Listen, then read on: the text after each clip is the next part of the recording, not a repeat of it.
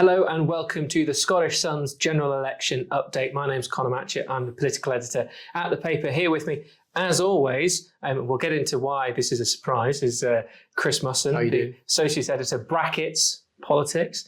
Thank you very much for joining us today. We are going to invoke the 10-minute rule here on this update. So I've got a timer here. I'm going to press play and we're going to jump straight into it. So 10 minutes. The reason why we're surprised you're here is because you were in hospital last week. I don't know if anyone at home has read Chris's column, but you briefly had a stint in the Queen Elizabeth. Are you okay? Are you going to cope with, with here? All right. This was actually filmed 6 weeks ago, so I'm actually still in hospital.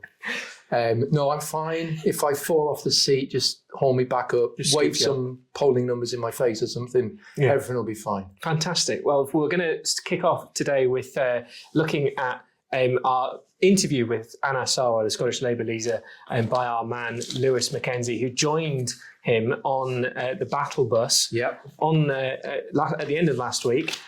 Crystal handily showed up there. You can read this online at scottishsun.co.uk. But it's an interesting top line, isn't it, from that Lewis got out of Annas, which is that he was very worried that Scottish Labour might never win again. Yeah, exactly. It's a more sort of fairly personal kind of interview that Lewis did with him on the battle bus in which Annas talks about how there were times over the last decade when he thought Labour might never get back into power. At Westminster, and indeed at Holyrood. It's quite interesting. And they're now very, very optimistic, although they're trying to contain themselves this last few days, Labour, despite their very promising polls. Yeah, so that's worth a read.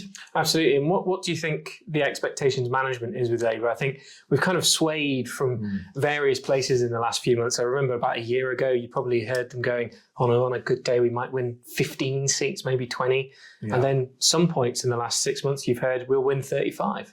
Where are they? Well, as we said in our last update, that there's still quite close margins, though since our last update on Friday, there's been 3 more polls have come out, and on average, Labour have got a 5-point lead in Scotland, which is quite significant for them. They'll be hoping to hang on to that this last few days, in which case they could be getting above that 30-seat mark and the SNP below 20. But it's a real steady as she goes thing for this last few days for Labour. They don't want any missteps whatsoever, and they are going to be basically saying, you're not going to get a Labour government unless you vote for it. So they are going to be desperate to eke that turnout up, essentially. Yeah, the only misstep, I think, in this entire interview is Anna Sarwar admitting that he plays 4-2-3-1 gegenpress with Real Madrid, which is just, you're basically not playing Football Manager when you play Football Manager like that. It's Football Manager obsession. Yeah, he sat there on his battle bus. We've reported before that he thinks he's Jose Mourinho, so there we go. Yeah. From one football thing to another football thing with Douglas Ross, our man Matt Bendoris met up with Douglas Ross, I think, in the last few weeks. And there's the story there that Chris is holding up. It comes kind of as the Scottish Tories are in revolt. There's reports today of some MSPs attacking Douglas Ross for leading the worst campaign in Scottish Tory history. Do you think that's fair? Yeah, well, I mean, it's not been great, has it? Of course, people remember that at the outset of this campaign, he apparently knifed David Duguid, who was the guy who was who was meant to be standing in the seat that Douglas Ross is now standing in, and he's still in hospital. Douglas Ross is like, nah, sorry, mate, I'm going to stand. You're not well enough. It's like, all right, okay. Problem was, of course, David was like, no, I am well enough.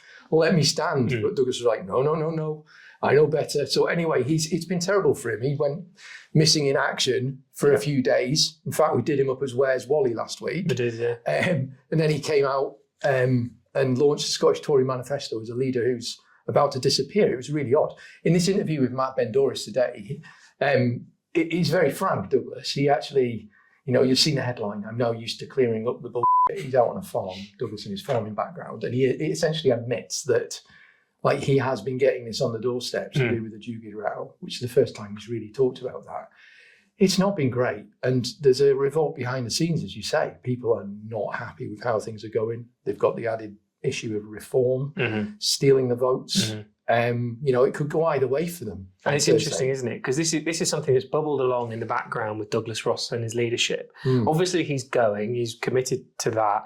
But you've had senior MSPs briefing, I think, for 2 years, that they're frustrated with the fact that he's got a very small group of people Yeah. that he speaks to. He doesn't really consult with the rest of the group, and he's basically running a mini dictatorship, is what a lot of people are frustrated with. I mean, heads are probably going to roll after this election, along with Douglas leaving. Yeah, exactly. It's not just Douglas, it's some of the backroom staff at Tory HQ as well, Scottish Tory HQ, and there's a lot of disenchantment with that. So expect wholesale changes very, very quickly after the general election. And the SNP are going to turn up the heat, aren't they, on this seat, on Douglas's seat? Big style. In fact, we'll be profiling that seat Aberdeenshire More East tomorrow in the paper as one of our election battlegrounds. It's going to be absolutely fascinating and really is on a knife edge. Proper knife edge, But let's move on, and we're going to now stick our necks out, supposedly suggest that we're experts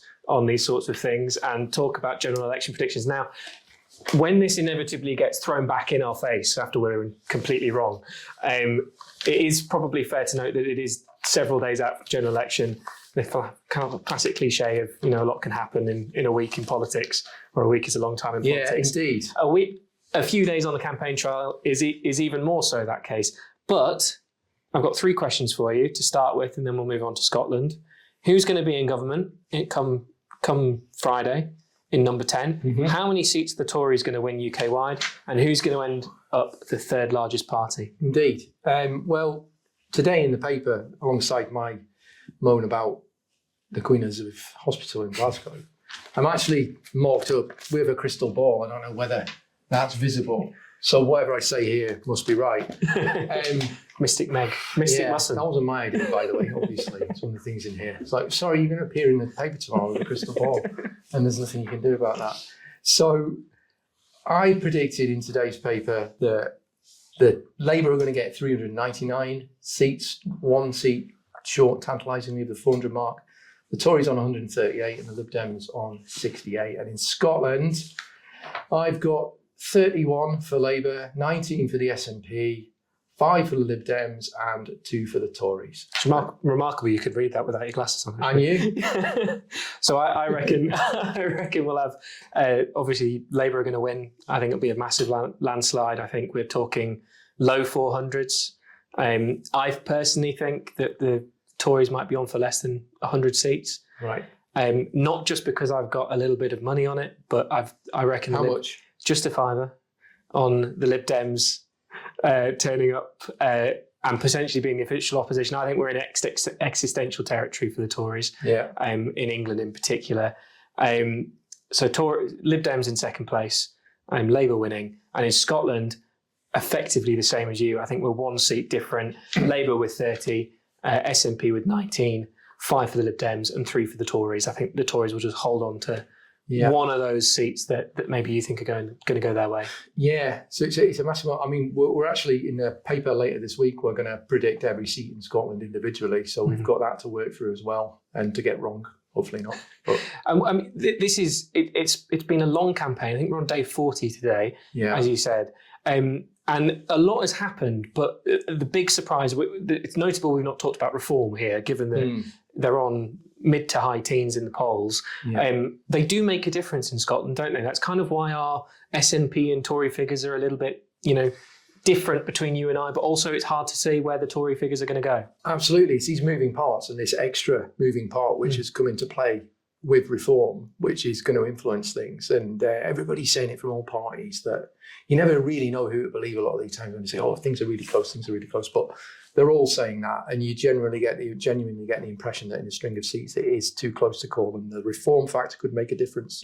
The turnout factor could make a difference as well.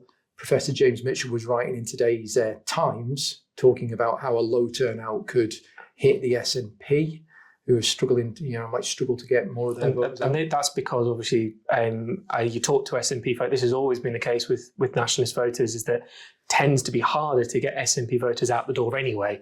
So if more voters than normal are not going out, it's probably going to hurt the Nats more than it probably would Labour or the Tories. Yeah, and therefore you might see, I expect we will see this next few days, that Swinney and co kind of reverting to this core vote strategy where they're talking lots and lots about independence, or a lot more than they have been and have wanted to, where they're like really, really trying to wring out those last few core voters. And what about the other thing that could have a big impact on these final numbers, which is tactical voting? Yeah, tactical voting. So the Sunday Times and ourselves both splashed on Sunday on 1 in 5 people saying that they would vote tactically, and more of the supporters of the pro-UK parties voting tactically. You know, it's kind of Operation Boot the SNP, essentially. So this could... That's the 10-minute rule, but I'll let you finish your thinking. This could really, really harm the SNP come Thursday as well. You know, these canny tactical voters across the country. Thank you very much, Chris. That's all we've got time for today. You heard the time of this. We do have a 10-minute rule. Thank you very much, Chris, for joining us. Thank you very much at home for listening and watching, and we'll see you tomorrow.